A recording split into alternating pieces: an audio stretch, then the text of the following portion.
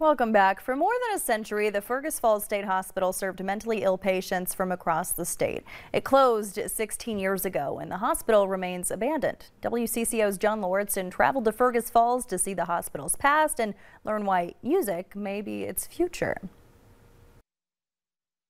This is like the castle on the hill. It's the castle on the hill. If the former administration building is the castle, then the kingdom is the abandoned wings that go on for nearly a quarter-mile.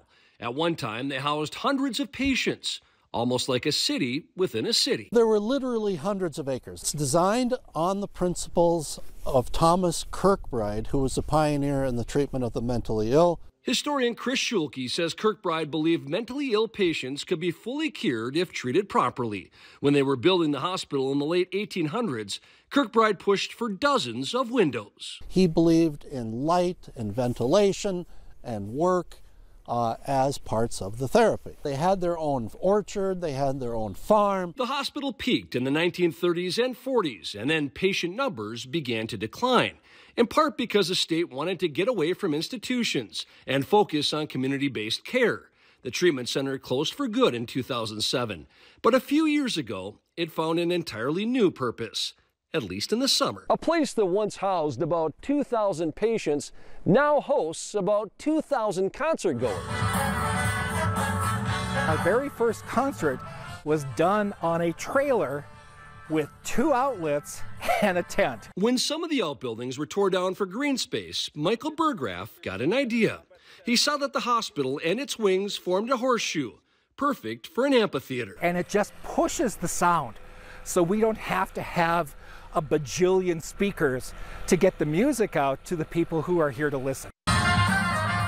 Beginning in July, they'll host 5 concerts on their new stage, including tribute bands for Garth Brooks and Queen. And finishing up with a Rolling Stones tribute. I think it's awesome. Yeah, the concerts are really cool. With mold and other issues inside, the future of the hospital remains unclear. But for many, the outside is still a thing of beauty. The architecture is phenomenal. Yeah, so much detail that is in that building. Yeah. There are those that believe the building may not be entirely empty. People claim to see things here at night, which you might expect from an old abandoned building like this. Especially with its history. Ghosts or not, what they are sure of is that the hospital's purpose has gone from medical to musical.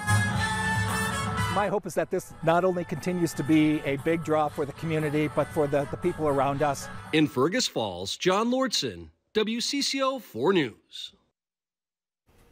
Minneapolis architect Warren B. Donnell helped build that hospital. It's on the National Register of Historic Places.